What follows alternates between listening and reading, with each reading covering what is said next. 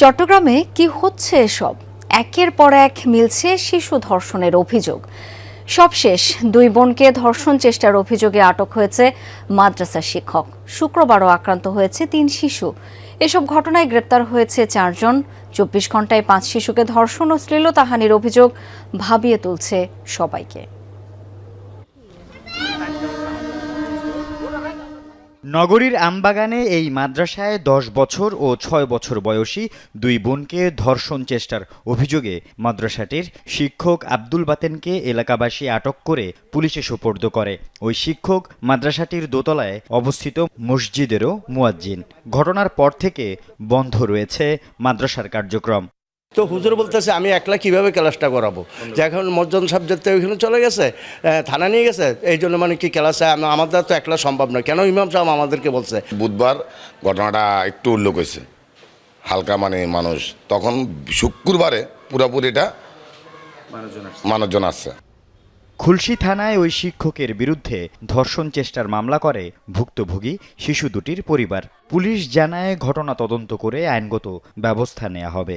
ব্যবস্থা নিয়েছি, আমরা আসামি অ্যারেস্ট করেছি, আদালতে পাঠিয়েছি। আসামি মামলা হয়েছে থানায়। এর আগে শুক্রবার দুপুরে নগরীর বায়েজিদে মোহাম্মদনগরে ৫ বছরের এক শিশু কন্যাকে ধর্ষণের অভিযোগে হাসান নামে এক যুবককে গ্রেফতার করে পুলিশ। জনরোষ থেকে ধর্ষণে অভিযুক্তকে বাঁচাতে দৌড়ে ঘটনাস্থল থেকে নিয়ে যেতে দেখা যায় পুলিশকে। শুক্রবার দুপুরে একই সময়ে ডবলমুরিংয়ে হাজীপাড়ায় ৭ বছরের শিশুকন্যাকে ধর্ষণের অভিযোগে এক যুবককে গণপিটুনি দেয় জনতা। তাকে ছাড়িয়ে নিতে গেলে পুলিশকে প্রায় ২ ঘণ্টা অবরুদ্ধ করে রাখে তারা। অন্যদিকে চান্দগাঁও সিএনবি এলাকায় ৪ বছরের শিশু ধর্ষণের অভিযোগে গ্রেফতার হন একজন। সব মিলিয়ে চট্টগ্রামে ২৪ ঘণ্টায় ৫ শিশু ধর্ষণ ও শ্লীলতাহানির শিকার হয়েছে। প্রত্যেকটা ক্ষেত্রে কিন্তু পুলিশ আসামি গ্রেপ্তার করেছে, এটাই হচ্ছে আমাদের সাফল্য। এবং প্রত্যেকটা ক্ষেত্রে মামলা হচ্ছে, আসামি গ্রেপ্তার হয়েছে। বিচারিক প্রক্রিয়াটা কিন্তু বিজ্ঞ আদালতের বিষয়।